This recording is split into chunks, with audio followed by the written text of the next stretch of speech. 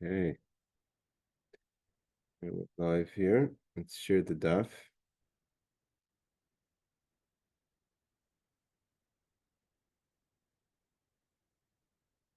Okay, we're going to go back a few. We didn't learn for a week. We're going to go back a few lines. Top of page 97 Aleph, 97 Tzadik Zayin Aleph 97a. Tanu Rabbanim. We're in the middle of learning about the days of the coming of Mashiach. So Tanu Rabbanim, the rabbis have taught.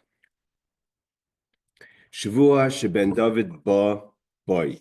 The sabbatical. Shavua is the sabbatical that the son of David, meaning the Mashiach, is going to come. So Ariel is Shana Rishona, the first year of that sabbatical is Miskai Mikrazeh. We're going to have the verse that says, Vihim tarti al ir echos val ir echos lay amtir. I'm going to cause rain on one city, on one area, and there will not be rain in another area. So there'll be inconsistency with blessings of rain, which indicate also satisfaction, meaning food to eat. So it will be food in certain places, and other places will not have. Shniya, that's the first year of the sabbatical that Mashiach is going to come. The second year of that sabbatical is Chitzei Rov Mishtalchim. My arrows of hunger will be sent out, and that means that there will be a little bit of hunger everywhere. Shlishis, the third year, is Ra'av Gadol, a great hunger, similar to what we're learning about now in the Chumash, in the days, and it's brought down in Sfarim that will be similar to the days of Joseph in Egypt. And because of that great hunger in the third year, Mesim Anoshim V'Noshim V'Taf, many men, women, and children will die. Chasidim V'Anshe Maisa, also pious men of action will die. A lot of the Mefarshim say, what does it mean that there's going to be Anshe Maisas? Because if there's no Kemach, there's no food, there's no Torah. So the people who study Torah are not going to have what to eat. And the Torah will be forgotten by those who study it. Because again, if there's no Torah, there's no food, there's no Torah. So that's the third year. So we have 1 year with a little bit of rain here and others places. We're going to have rain, hey Sharna. The second year we're going to have arrows of hunger. The third we're going to have a great hunger where all kind of people are going to die. V'Torah Mishkachas, Torah will be forgotten from those who study it. That's the third year. B'Revius, in the fourth year, Soiva v'Eina Soiva. There'll be satisfaction, means good food to eat, and not and more and less. I mean, so it'll be kind of in between, plenty and not so plenty. B'Chamishis, the fifth year of that sabbatical, will be Soiva Gadol. There'll be a tremendous abundance of food. People will eat, drink, and be happy. Obviously, they'll be satisfied, especially after coming of years of hunger. Because there'll be food, Torah will be studied by its students. That's the fifth year of the sabbatical before Mashiach comes. Beshishis, on the sixth year, Koilais, there will be sounds. According to different opinions, we learned, Rashi says that there'll be sounds of the sound of the shofar, meaning the telling us of the coming of Mashiach. The Yad Ramah says there'll be tons of thunder and lightning, but there won't be any rain. So I don't know if that means the whole year, what have you. Bashvias, the seventh year of the sabbatical, will be Milchamais. It'll be a years of war. V'matzei Shvias, and the day and the year after Shvias, after the sabbatical, Ben David Ba, that's Mashiach is going to come. So this is what the Brisa says. So let's see what Rashi says. Shavua means not a week, but a Shemitah means a sabbatical. Because there'll be a little bit rain here, a little bit and less rain some other places. Some places will have a little bit to eat, some will have starvation. In the third year, he says. Wait a minute. What Shemitah? What year is it specified? That the whole point is not specified. That he's just letting you know that the Shemitah, the 7 year sabbatical before the Mashiach comes, is going to be these things. It means we have to look into the events that are happening in our time. It's complicated. The whole Gemorah is going to go into trying to figure out when Mashiach is coming. There's no clarity from this Gemorah. Obviously, the whole point is that there shouldn't be clarity, but there's questions, and there's hints. Chitzei Rav, what the second year is going to have arrows of hunger. So what Rashi says, what does that mean? Rav ma'ach lo yiseva b'shum makom. No place will be with good food. We're going to learn about it. Inflation. A lot of the hints from the Gemorah and this Gemorah are mamish talking about our times now. Then, because it's going to be tremendous hunger on the third year, there's going to be Torah will be forgotten by those who study it. They don't have what to eat. They won't be able to learn. On the 6th year, there's going to be koiles. What's koiles mean? Sounds. So Rashi says, Yatsu koiles, there'll be sounds, there'll be talk. Sheben David ba Mashiach is coming. So that's right. Oven's talking now. Mashiach is coming. Lashon Achar, another opinion is in Rashi. He says, "Koilis mitkiyas shofar." There'll be sounds of the shofar. Shenem, like it says in the verse, he quotes from Yeshaya. You talk about shofar gadol, that before Mashiach comes, it's going to be the blowing of the great shofar. What does it mean? On the 7th year, there's going to be wars between whom? So here he says, and we're going to learn later. There's the Marsha. There's other commentaries about how the wars are to be understood. But there'll be wars between Oivdei Kachavim L'Yisrael, between the nations and the Jewish people. Okay, so we're going to learn the footnotes from Rabbi Steinsaltz here. He says like this: the Mecham, he's going to talk about the war of Gog and Magog, which is that's famous prophecies about that. He says, according to tradition, the war of Gog and Magog represent seemingly names of countries. That obviously there's no such country today called Gog and Magog. We have to know what that's referring to. That represents the suffering that will precede the events of the Mashiach. It is described most clearly. When the names Gog and Magog were chosen, it was to say that we don't know. It's a non-specific name. It's a non-specific name, or it's specific, but not. We don't know what it is. Even in the times of the happenings, they didn't know who Gog and Magog was. When we learned before that there was a conversation that possibly Chizkiyahu would be Mashiach, and then Assyria, Sancherib, would be Gog and Magog. So it seems like it's a name that could be applied to anyone. In the World War I, they thought that was Gog and Magog. Not less World War II, but World War I, there was a big thought that Gog and Magog. So it is described most clearly in Yecheskel, where it is written, "Son of man, set your face towards Gog." So that's the prophecy of the land of Magog, the chief prince of Mashiach, and the Tubal, and the prophecy against him. With regard to this topic of the great war that will precede the redemption, the prophet said, "Of whom I spoke in old time by my servant, the prophets of Israel, that prophesied in those days." Again, Yecheskel is talking about the days of the Mashiach. Mashiach and Tubal are actual names, so not like Gog and Magog. Yeah.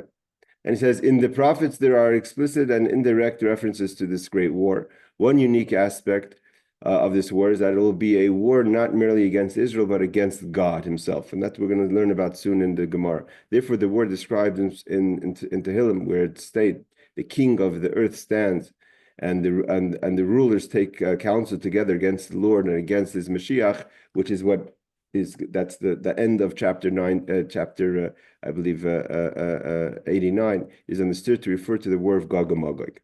He quotes the Ramah that says, so Rashi says, Kolos is either going to be talk about Mashiach, or there's going to be the sound of the shofar. The Rabbi Steinsaltz brings down the Ramah that says, some explain the references the sound of thunder, where the source of the thunder is unseen. Again, what that means is, there's a lot of mystery here. Now, so we described now 7 years of the 7-year sabbatical before Mashiach comes. So Rabbi Yosef has a comment. Rabbi Yosef says, hello, Miriam. Rabbi Yosef has a comment. I'm Rabbi Yosef. Rabbi Yosef says, there were many sabbaticals that had these different 7 things, that there was war, there was hunger, right? It's not so hard to find 7 years of such a situation. Mashiach didn't come. So Amar Abaye says 2 things. One is, B'shishis Kailes. Did you have a year that in the 6th year there was the idea of Kailes, of sounds, thunder, the called the shofar? B'shrius Mechamas Mihava. Did we have the kind of wars that it's talking about?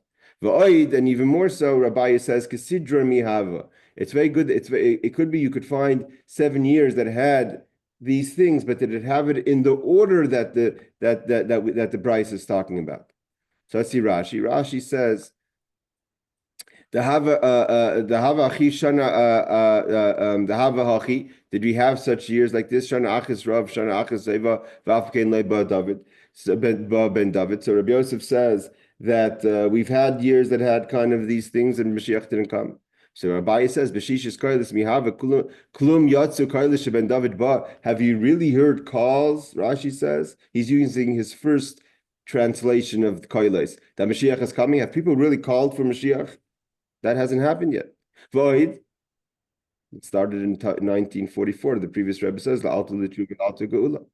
Void. Kisidra mihava. Did this order happen?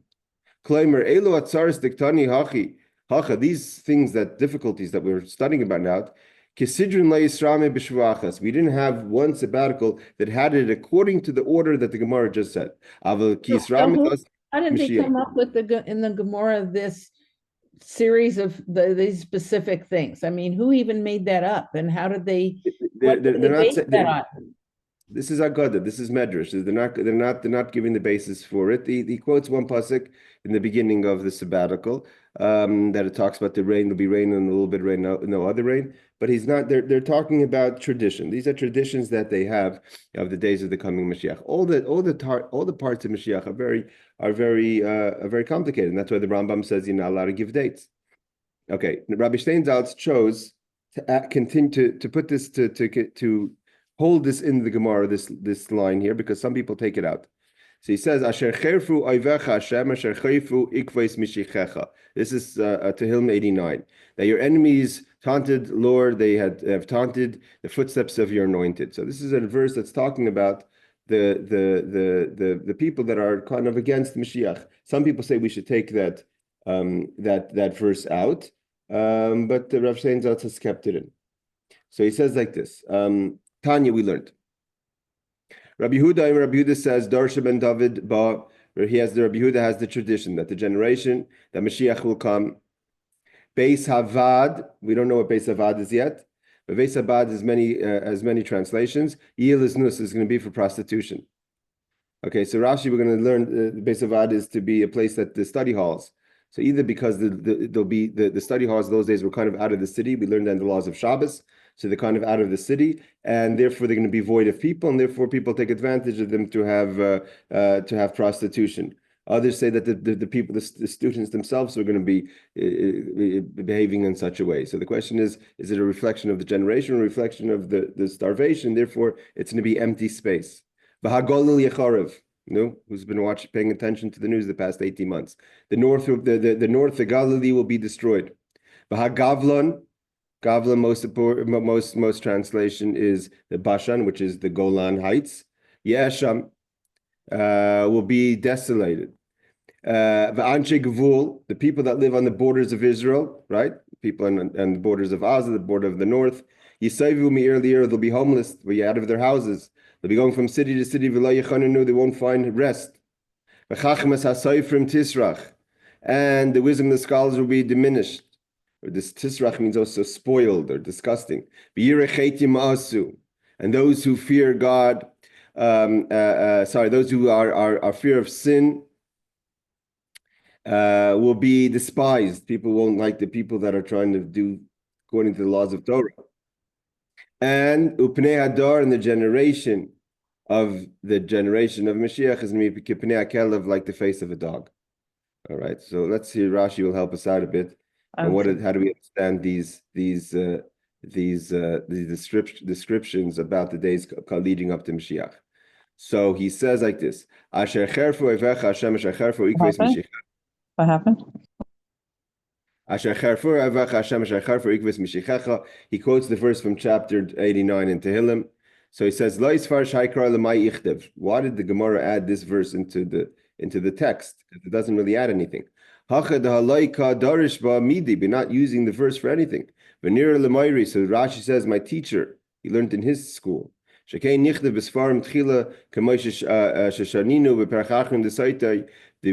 verse of Tehillim in, as it's brought down later in the Talmud of Sota, that in the days of the footsteps of leading up to Mashiach, people will have a lot of chutzpah. That will be the commodity of the day. Will be people's attitude. Because there's going to be people that are going to be bothering the anointed one. Okay, what does it mean, Beis Vad? That the Beis Vad, the house of gathering, will be for znus, for prostitution. So he says, "Mokim shetalmidei chacham misvadim sham lumay Torah." The place that students study Torah, that place is going to be a place of prostitution.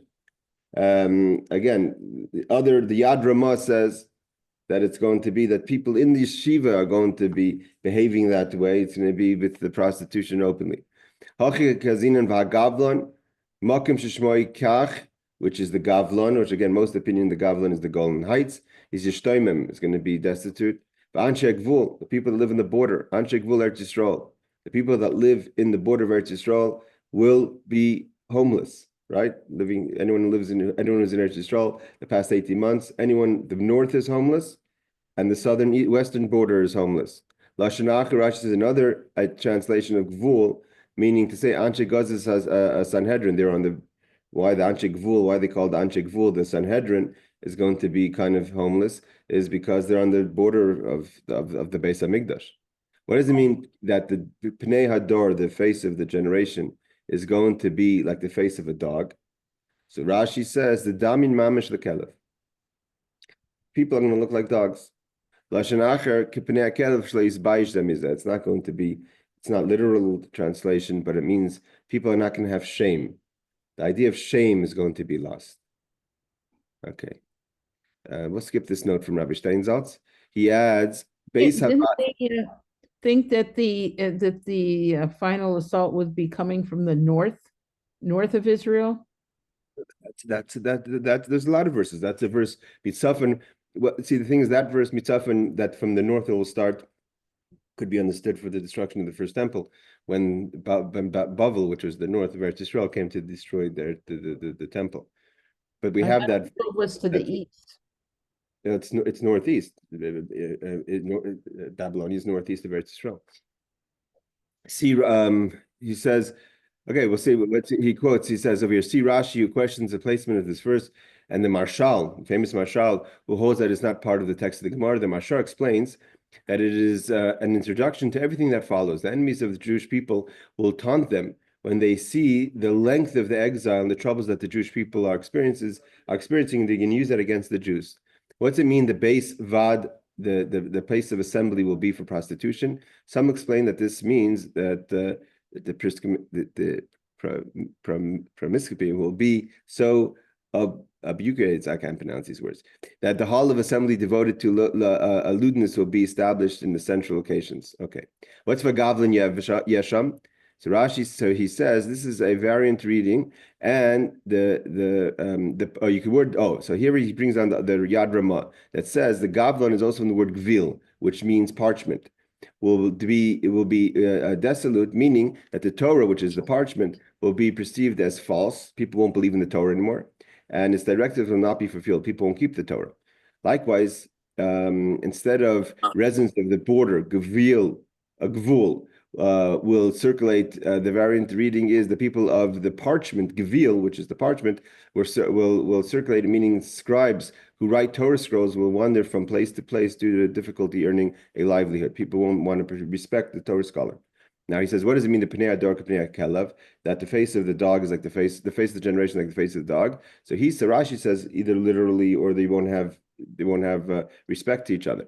Some explain the phrase the face of the generation to mean that even the leaders of the generation, which is representing by the face of the generation, will have the face of a dog in their impudence and shamelessness.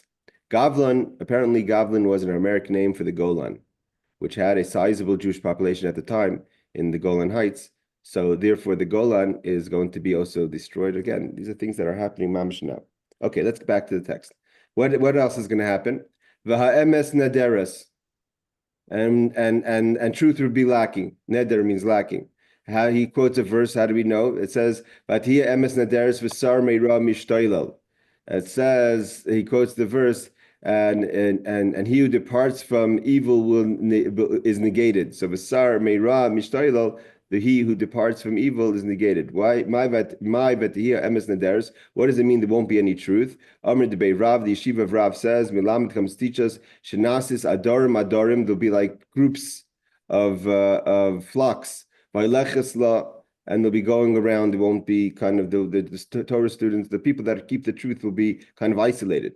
And what does it mean? V'sar meira mishtoilel, and he that departs from evil is negated. Amr devei Rab Shele, the city of Rab Shele said, the yeshiva Rab Shele says, Kol mi shesar meira mishtoilel al brios.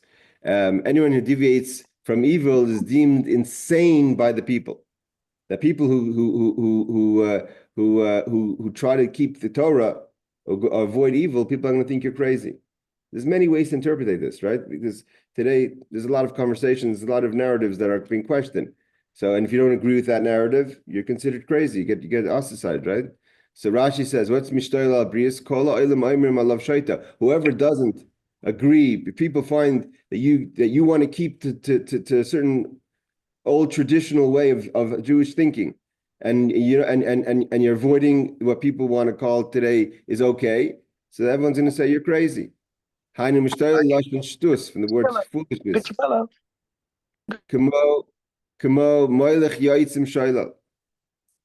Okay, so here he says, what does it mean that they're going to be going from like many flocks?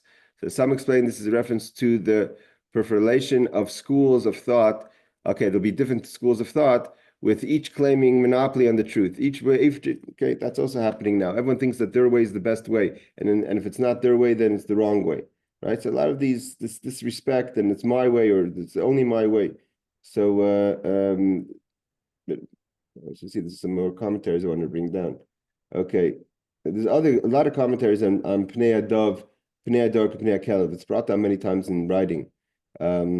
He says one of the Marsha, famous Marsha says, what does it mean Pnei Ador Pnei Chelek, the generation, the face of the generation like the face of a dog? The Marsha says the word Kelev comes from also Kol Boy, Kulei Lev, all heart.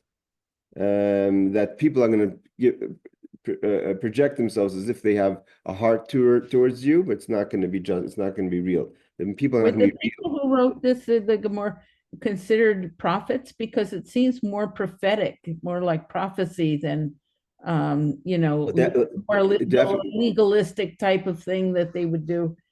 We don't call it prophet. The tradition is that all the way up to the Marsha, which is we just quoted, were written with Ruach HaKodesh, with the divine spirit.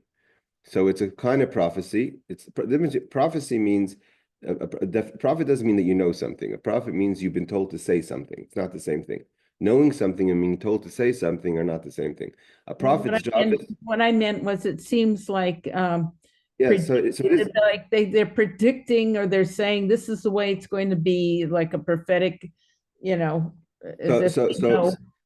we described it as Ruach HaKodesh, the divine spirit. Means that they have a divine insight of happenings that or realities or laws, because even the laws are written with Ruach HaKodesh in a way that's not the person who doesn't have Ruach HaKodesh, he or she may not know that information. So they're kind of plugged in more to what's happening or what will be happening than, let's say, the regular person. So the Marsha says that the idea of the face of the generation, the face of the dog, is that people won't be real with each other. That's also not far. Not. I think the Yavit says like masking or covering up like falsehood. They're just not being real. They're just not being real to each other. Pretending like you're friends and not really friends. Pretending you care, you don't really care. Just you project a certain level of friendship or care, and it's not genuine. You're just not. Meaning it's not going to be, people won't be genuine with each other. I mean, Kulei Lev means you're gonna project as if I'm full of passion for you. I really feel your situation. I really feel for your difficulties, but it's not real. And again, a lot of the Mefarshim, as they read along this, they ask one question. This all happened already. It's this kind of people, they're not real people anymore. That's all happened already. All right, let's continue. Amar Rava says. See, no, Rav is very times the Rav Imreish Hava Amina in the beginning. Initially, I would say Leka Kushta Ba'alma. There is no truth in the world. So Amar Liahu Mirabonon Vrav Tavus Shmei. One of the rabbis. Some people say that's a student of Rava, and his name is Rav Tavis. And he's V'Amrei and others say Rav Tav Yoimei Shmei. His name is not Rav Tavis, but Rav Tav Yoimei. That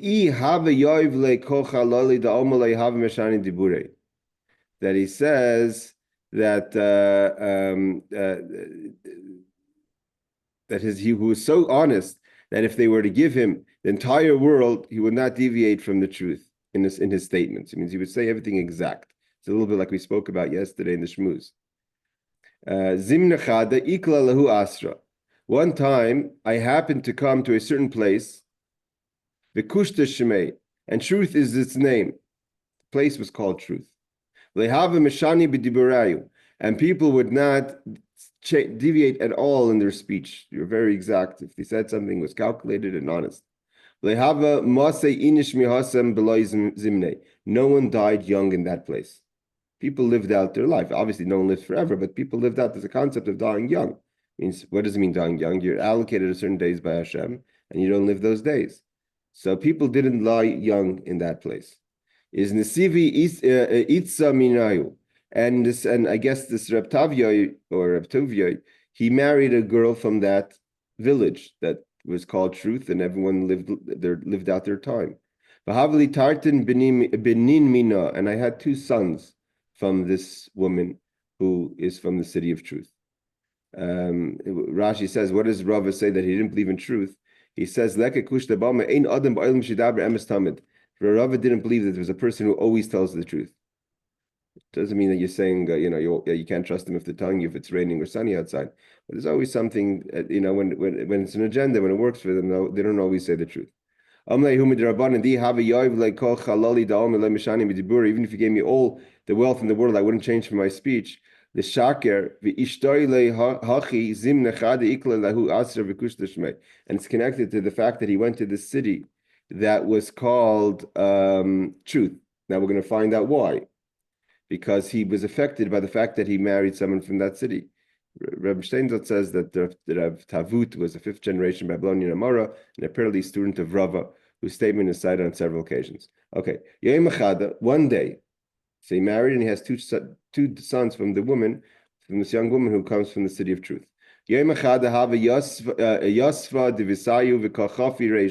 One day his wife was washing her hair, so she was doing something private, and he was trying to be polite, right? Someone says, "Where's your wife?" Right? And she's in the restroom. You don't say the restroom. You say she's not available, right? So he says, "Ase shibavita." So a neighbor came, knocked on the door. Tafra dasha knocks on the door. So he didn't know what to say because she was coming to see her friend, his wife, and he said he thought it's not proper conduct to tell the neighbor his wife is bathing. It's not. You don't say that. So he said to her, "Leisa hacha," she's not here. So he lied for the sake. It means she was there. She was taking a bath. But instead of saying she's taking a bath, he thought that wasn't polite. He just said she wasn't here. So maybe he could have said she wasn't available, right? So Shechivu lay Tartin Benin. So two of his sons died. He died. They died earlier. I guess he lived in the city of the Truth at the time. Also, the people from the city said, "What's going on? Why did the two sons die young? That's not okay. That's not regular." What happened? Why did your sons die young? Tell the story. He realized that maybe he said an untruth by saying his wife was, instead of saying that she was washing, he said that she wasn't there. They said to him, "Please leave our place." Because please leave our place and do not provoke death upon these people. Meaning they said, you can't live amongst us because we only tell the truth, and someone asks you where your wife was, even though it's a normal response, it's a regular response, but that's how truthful they were. And that's why the commentaries say, after that, he said he will never, ever deviate from the truth, even to get all the money in the world, because it cost him his children and it cost him his home. So Rashi says, "What love orcha?" It doesn't make. He didn't want to say that his wife is bathing. Because she was washing her hair, he thought it was inappropriate to say that. So he said she wasn't home. So here we see again about the idea of the truth. Now we're going back. The Gemorah resumes the discussion. We can't go full class today. I have to go daven early today, but let's just go a little further. So the Gemorah continues and says like this. Tanya, back to the generations of the Gemorah. Tanya Rab Naharai Amir, Rab Naharai says like this. Darsha ben David ba. These are all Gemorahs that have been quoted and requoted many times. The Rebbe was very much quoting the Gemorahs in Sanhedrin. And the Rebbe, a lot of people that explain it, not that not to mean literally. There's a lot. The Rebbe always looked at it in the positive, but about the the chutzpah of the youngsters of the generation we're going to learn now seems negative. The Rebbe looked at it that they're going to be the Baal Tshuva movement. So the Rab Narai learned and says, Dar Shemain David Ba, the generation that King David comes, the son of David comes. Na'arim Yalbinu Pnei Zkenim. The youngsters will cause those to go pale. Their elders, it means they'll shame them. And old people will stand in front of all young people. Again, it's a sign of disrespect. The Gemorah literally is describing a generation of disrespect. Bas kama be'ima, a daughter will stand up against her mother. Kala b'chamaisa, a daughter-in-law against her mother-in-law. Pnei adark pnei kelev, again, the face of the generation will be like the face of the dog. Ve'ina be misbayish me'aviv, a son won't be ashamed before his father. Again, this is describing a generation where there's going to be which is kind of what the generations of the 60s, and this is the idea of the 7 years, the idea of the generation is hard to understand, but we've seen this transition in the world. The Rebbe called it a positive thing, that there's going to be the tshuva movement, or a lot of children went and shamed their parents on the choices they made that weren't for Torah. Okay, so he says, Rashi says that they're going to shame them. Why will the elders stand before the young people? The chabdam means elders will be honoring the young people. That's not a respectful kind of generation. Like it says in Sota, in the times of Mashiach, chutzpah yazga, there's going to be a lot of chutzpah. But chutzpah also means, there could be chutzpah in a positive way. The Rebbe wanted always to try to make it more of a positive experience as opposed to a negative experience. Bas kama be'ima lecharfa levaisha. A daughter is going to shame her mother. Tanur Rabbi Nechemia says, Dar Shemain David Ba, the generation that King David, the son of David, comes. It says, Azus Tirba, the arrogance is going to be plenty. Vayoker Ya'aves, and the cost of living will corrupt people. People be corrupt by the high cost of inflation.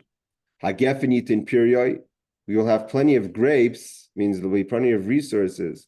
Nevertheless, if there's a lot of grapes, the wine shouldn't be expensive. There'll be a problem that the economics won't work, which is again a lot of things that we're seeing now. There'll be plenty of resources, but the inflation will still be there. All the kingdoms. So I'm going to go with Rabbi Steinsaltz's translation. It says the entire Gentile monarchy will be converted to Christianity. That's how he understands it. Minus means amin is someone who doesn't believe in Hashem, but he learns it literally to mean that the Christian religion will take over the world. There'll be no one to rebuke. This aligns with Rabbi Yitzchak, who said, there's be no King David will not come until all the kingdoms will turn to Christianity. Amarava Maikra, what's the verse? The verse is Kulei Hafach Lavin Tarhu. That we know that it's a planar concept, that there's the laws of tzaras, of leprosy, right? So if you have a little bit of leprosy or a lot of leprosy on your body, but there's parts of your body that doesn't have leprosy, so you're impure. What happens if your entire body, every exposed part of your body becomes full of leprosy, white, which is leprosy? Then that's a sign of purity. That's one of the odd things about leprosy. That if there's any part of your body that doesn't have leprosy, then you're impure. But if your entire body becomes full of leprosy, then you become pure. So he says that's the idea, that when everyone's going to go with Christianity or Minas, or they're not going to believe in God, or everyone translate You're more that. converting to Islam now than Christianity. That's a question. So he says again, not everyone agrees to what Rabbi Steinsaltz is saying. So then it's going to become Torah, means Mashiach is going to come. Not everyone agrees with Rabbi Steinsaltz's translation of that, but that's what he says. And I don't see any other major translation. But you have to remember that those days, in the times of the Gemorah, it was a new religion that was being taken on. I don't understand. It seems like it's saying that the Mashiach will come when people are irreverent versus that they're earning more, and that's when Mashiach is going to come. According to the literal translation of the Talmud, which this is what we're learning now, is one of the main sources of this topic, which is the Preke Chelek. One of the base, if you're going to learn it according to the literal translation, the days leading up to the Mashiach are not going to be good days. There's going to be chutzpah. There's going to be chaos. There's going to be no price justification. There's going to be a lot. It's going to turn chaotic very fast. In other words, things are so bad that we really have to have. That's what he says. That kulai lava and taru. When it all becomes leprosy, then it's going to come tar. Then Mashiach is going to come. Mm-hmm. So he says, what does it mean? Hayoiker yavis. Rashi says, what does it mean that it's going to be that things are going to become expensive and therefore people are going to be. Shleichabdu says Zayakar Kovid. He says, what does it mean? One translation is people won't respect each other before Mashiach. Another opinion is that the things are going to be the financial situation is going to be so complicated that even your regular honest person is going to be dishonest. What does it mean? That there'll be enough grapes, nevertheless the wine will be expensive. That's a bad sign, right? If there's an abundance of something, then the inflation should go down. Another explanation is that even though there's going to be a lot of grapes, everyone's going to be drinking too much. So when you drink too much, then there's going to be more people looking for wine, even though there's going to be plenty of wine. It means people are going to be drinking a disproportionate amount of wine. Even though there's plenty of wine, but the desire for wine is going to be even more than the wine, even though there should be enough. A lot of drunkenness. Bad drunkenness, yes. What does it mean everything's going to turn white? When the law is that when the tsaras, when the leprosy goes on the entire body and all the skin, so too then you become pure. So too he says, when everyone's going to be doing minus, let's say according to Rabbi Shein's out, the whole world's going to go with the Christian belief is Tavagil is going to come Mashiach. I'm not so sure what you're saying about the conversion to Islam. If one is looking at what's happening in the past 6 months, I'm not so sure. All right, either way, let's go. It just seems that Christianity as well as Judaism, the participation rates are going down. But you hear a lot now about Islam making inroads, and even in this country, not just the black population, the white population convert to Islam. It could be. Listen. Some people look in minutes, and I'm looking over for the commentaries. Not everyone agrees that it's going to be that it means everyone's going to turn to Christianity. Yeah,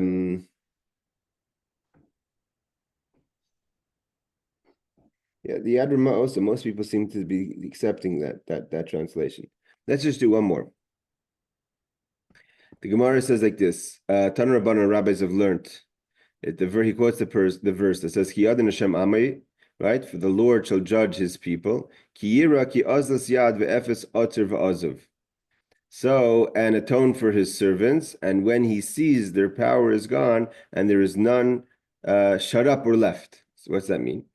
Ein ben David ba, that Mashiach is not going to come. Until there's going to be a lot of informers. Whatever that means. Davar acher, we'll see what Rashi says. Another translation, Ad shismatu talmidim, that the Moisres means the tradition, there's going to be less students of studying Torah. Davar acher, another translation, Ad shetichle prutim min hakis. This is one of the famous Gemorahs. All money is going to be gone. Some people say means pruta is like change. It's a small coins. So some people translate it means that people have so much money, because our opinions there'll be a lot of money before Mashiach. There's so much money that no one would have small change in their pocket, because who would have small change? I literally wanted to play dreidel with my kids a few nights ago. It took me an hour and a half to try to change 150 shekel to get loose change. I went to the bank, they wouldn't give it to me. We don't give change. I had to go to a whole bunch of different change shops to get change. So maybe that's a sign. No one's going to want to have small change. Davar acher, but the literal translation means no one's going to have any money. Davar, another idea is Achi is Ya'ashu min hagula. Mashiach is not going to come until people give up on redemption. As it's stated, and there's none shut up or left. There's no one's going to have any hope for the future of the Jewish people. And let's just learn the Rashi. We're going to stop the class here. When it's going to come time for God to bring redemption, those who inform on people are going to be successful. Those people, I'm not sure what that means. Those people who inform on people. What does it mean to inform on people? I mean, literally, we know what inform on people means, but what does that mean in over here? Some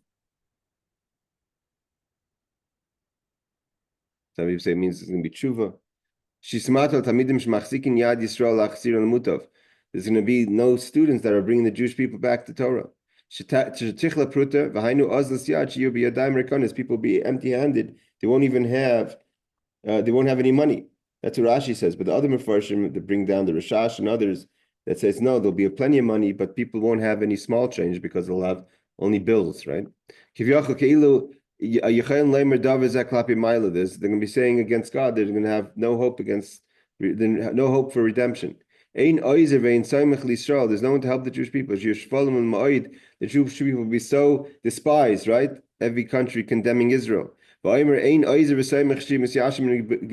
will feel there's no help, there's no hope, and people will give up on the redemption. All right, we'll finish. We'll continue this Gemorah Be'ez Hashem next week.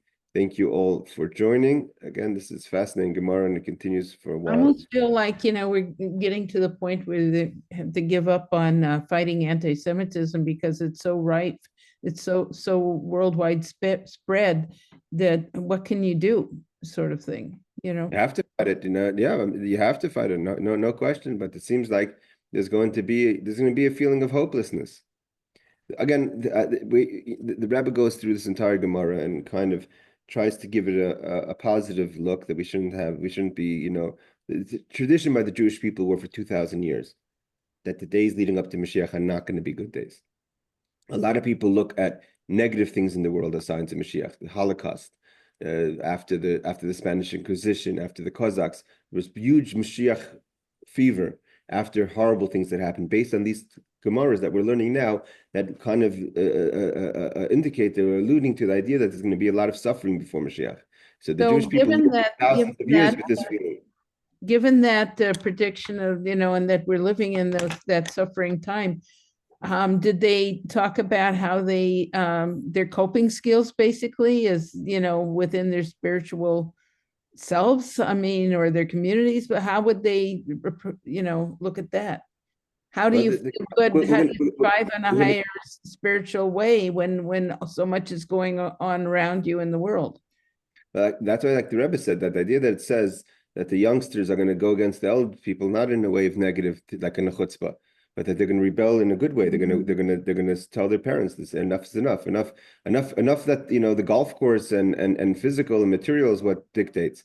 We want spirituality. The Rebbe said it's going to be a positive thing. The spiritual revolution that happened from that happened more in the 60s, I would say.